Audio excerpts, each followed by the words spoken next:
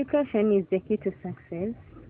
Keeping girls in school and providing them with a good education that can prepare them for the future continues to pay off down the road.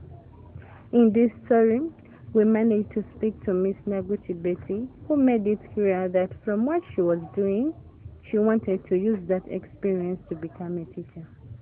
Betty's experience goes to show that when a girl is empowered, especially through education, she can do more than what society expects of her.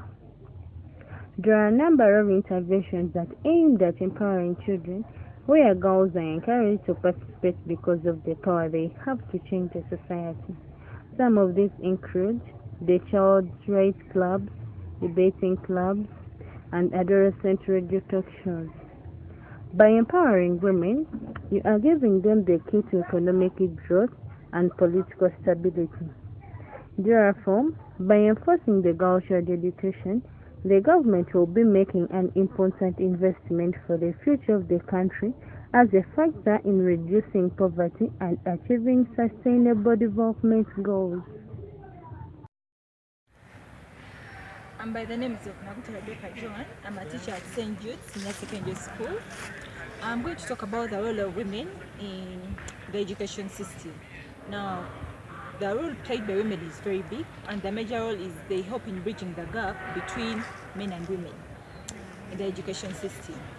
And also to have vital socio-economic development in the country, it is important that women actively and effectively participate in the education system.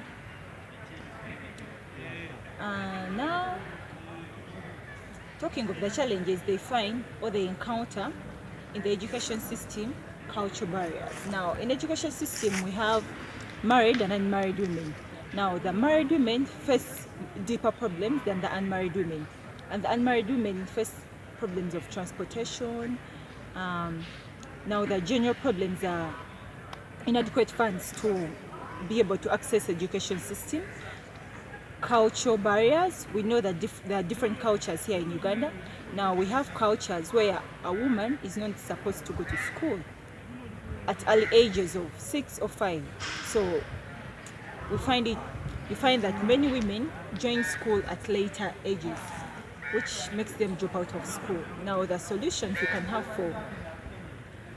for the role of women, for the challenges they face, we can have examination, finding out, creating policies for the different cultures which can enable the different women in the society to involve themselves in education. We can introduce scholarships for those who do not have adequate funds to participate in education system. In order to bridge the gap between the women and the men in education, we can also actively create policies which facilitate and forcefully make girls acquire education at an early age. Thank you.